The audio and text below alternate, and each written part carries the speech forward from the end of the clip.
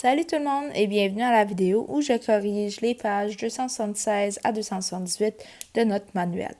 Donc premièrement ici, on a deux graphiques et on aimerait savoir c'est quoi certains termes et aussi la suite qui est représentée par le graphique. Donc premièrement, pour le A, c'est la même chose pour le B. Mais pour le A, on veut savoir c'est quoi le premier terme. Donc je vous rappelle, ici c'est le rang. Cet axe des X, c'est le rang. Donc, le premier terme, c'est le terme qui est vis-à-vis le 1. Donc, c'est 3. Pour le B, le troisième terme, c'est le terme qui est vis-à-vis le 3. Donc, c'est ton 7, celui qui est entre le 8 et le 6. Et là, tu peux écrire ton graphique en utilisant ce même format-là. Ça, c'est mon premier terme, c'est mon 3. Mon deuxième terme, c'est 5. Troisième terme, c'est 7, et ainsi de suite. Pour le B, ici, ton troisième terme, c'est le terme qui est vis-à-vis le 3, donc c'est ton 5. Et ton cinquième terme, ben, je regarde s'il n'y a rien en haut, donc ça doit être en bas. Mon terme qui est vis-à-vis mon 5, c'est mon moins 3. Et je continue ma suite comme ça. Donc mon premier terme, c'est le 13. Deuxième terme, c'est le 9, et ainsi de suite. Pour le B, pour la question 2, même chose, presque. Mon premier terme, c'est le 3. Mon quatrième terme, c'est le 0. Même chose pour le B. Et ici, on veut que tu me places ces termes-là sous la forme d'un graphique. Donc ici, ce que vous pouvez faire, c'est que vous pouvez vous faire une table de valeurs. Donc, j'ai mon rang. J'ai mon terme, désolé. Premier terme, deuxième terme, troisième, et ainsi de suite. Mon premier terme, c'est moins 3. Mon deuxième, c'est moins 2. Mon troisième, c'est moins 1. Donc, si vous vous rappelez de ce qu'on a vu dans les notes de cours, si vous avez les deux nombres qui sont vis-à-vis, comme rang 1, terme moins 3, ça, c'est le couple 1, moins 3 dans ton plan cartésien. Donc, tu t'en vas sur l'axe des X au 1 et sur l'axe des Y au moins 3 et tu fais un petit point.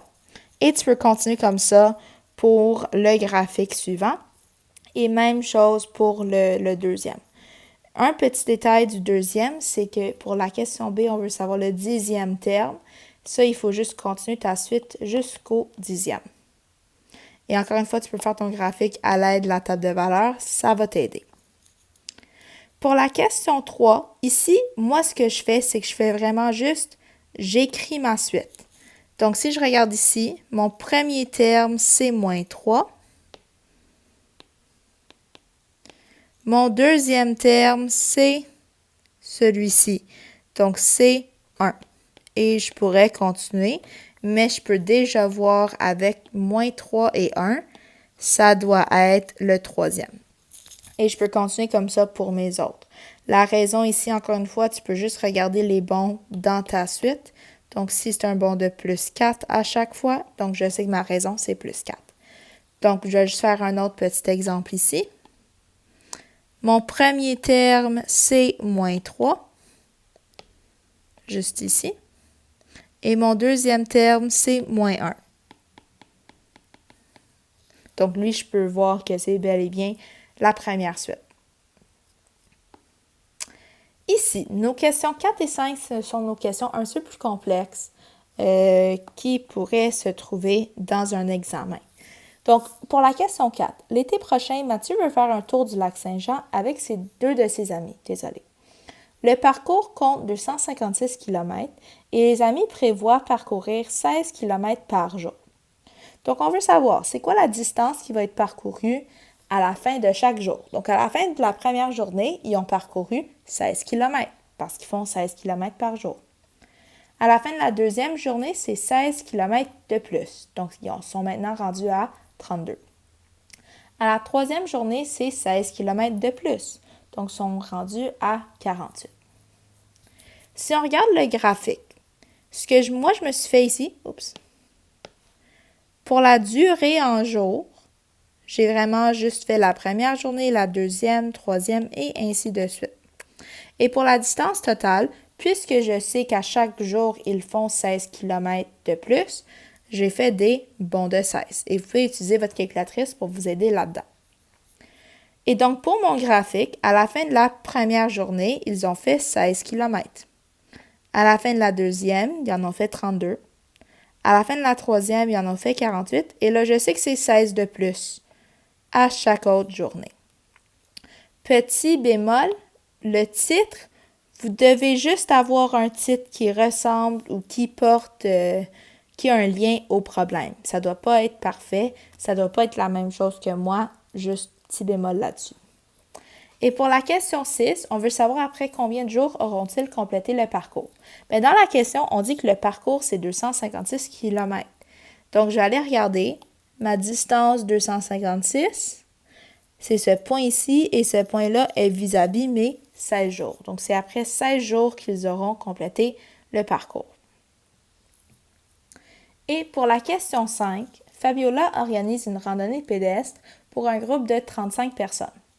Elle doit prévoir 2 litres d'eau par jour pour chacun des participants. Donc, si après une journée, je sais que chaque 35 participants doit recevoir 2 litres, bien, en tout, Fabiola doit avoir préparé 70 litres d'eau. Parce que 2 fois 35, c'est 70. Pour ma deuxième journée, ben, c'est 70 litres de plus.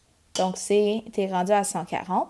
Pour ma troisième journée, c'est encore une fois 70 litres de plus, donc c'est 210 litres. Pour mon graphique, encore une fois, j'ai juste fait des jours. J'ai trouvé que c'était plus facile, une journée, 2 journées, 3 journées. Et pour l'eau, puisque je sais qu'à chaque jour, c'est 70 litres de plus, j'ai fait des bons de 70. Et là, j'ai juste placé mes points. Après une journée, elle aurait besoin de 70 litres. Après 2, 140 et ainsi de suite. Et pour la question C, on veut savoir si c'est impossible de transporter plus que 560 litres d'eau. Combien de jours est-ce que la randonnée peut-elle durer? Bien, si mon max, c'est 560. Ça, c'est mon max. Bien, je sais que c'est vis-à-vis mon 8 jours. Donc, ma randonnée peut pas durer plus que 8 journées. Donc, en espérant que cette vidéo vous a aidé tout le monde, cliquez sur like si c'est le cas et on se voit bientôt. Bonne journée!